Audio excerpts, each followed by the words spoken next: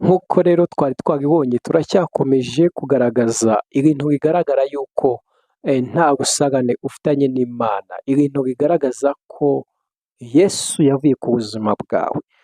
Twifashishije ijambo riboneka muri Zaburi ya 10 ku murongo wa mbere, aho harimo ijambo rivuga ngo ni iki gitumye ujya kure yanjye, ni iki gitumye unsiga ukansiga mu byago, ukansiga mu marira.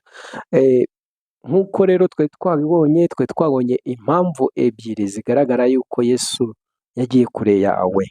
Rero reka turebe impamvu ya gatatu igaragaza ko ukeneye Yesu kugira ngo agaruke ku buzima bwawe, kuko ibyo urimo Yesu yaragiye. Rero impamvu ya gatatu ni uko uba ugeze ku rwego utangira kwiringira ibintu, kumva ko ibyo wakoze ari we wabikoze, kumva ko ibyo wagezeho byari ku mbaraga yawe. Ese wakoze subscribe? Rero nimba utarayikora manzi uyikore kugira ngo ujye ukurikirana ibiganiro byacu. Turabizi ko ari byiza kandi bizatuma amateka y'ubuzima bwawe ahinduka. Rero ikiza ku mwanya wa kane, ugera ku rwego utangiye kumva yuko ijambo ry'Imana mu matwi yawe ntacyo rivuze, indirimbo z'Imana ntacyo rivuze, ukagera ku rwego ugera mu bantu bari kuvuga ijambo ry'Imana ukumva wasohoka ukigendera. Icyo nacyo ni ikintu kigaragaza yuko Yesu yavuye mu buzima bwawe, kigaragaza ko Imana irimo ijya kure yawe.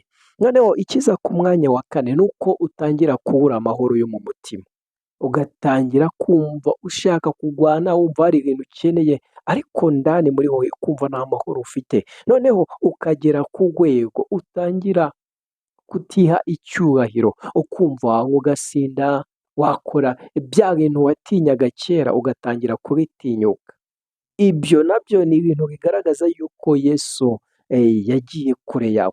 Rero kongera ukakira Yesu mu buzima bwawe ni ibintu bishoboka, ntabwo bigoranye cyane. Ku muntu wakoze subscribe hano arabizi, ni ukuvuga amagambo make cyane kuvuga ngo mwami Yesu mbabarira, ndashaka kugaruka mu murongo, ndashaka kongera kwakira imbaraga zawe, ndashaka kongera kwakira igikundiro cyawe.